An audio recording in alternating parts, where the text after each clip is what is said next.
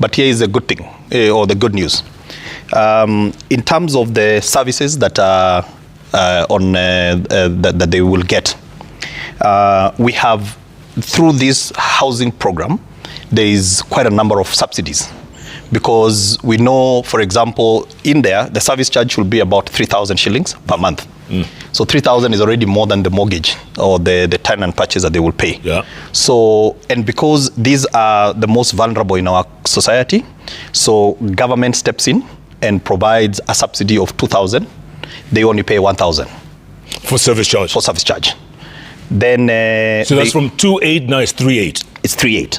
No, it's 3.8. And then they will also pay 200 shillings. 200 shillings for insurance. So we, and insurance is important because, you know, should anything happen to you, you know, there is a life cover and it means that there is 10 years of security. So that is how we've designed it. But Jeff, you know, sometimes we get too caught up in the structure, you know, and think about the four walls and a roof. I think if you indulge me for 1 second, you know, what this program is doing is dignifying people. Jeff, you know, there is something that is happening in our country that we don't talk about a lot. One of them is that the most vulnerable people, the poorest in our communities, end up suffering what is called the penalty of poverty. So you're poor, but then life decides to punish you more.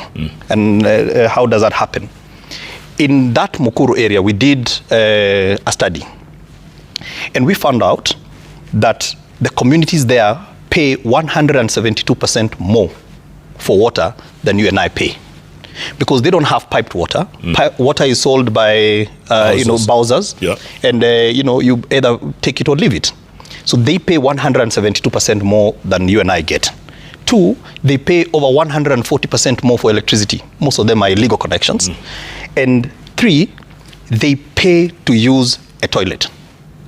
When you and I, Jeff, have the luxury of having 4 or 5 toilets in our own homes, and something as basic as a toilet, because it's not even something that you think about, they pay to use a toilet.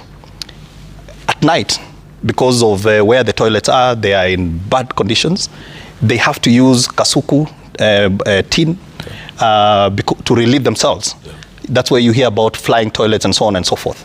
So that is probably the lowest level of indignity.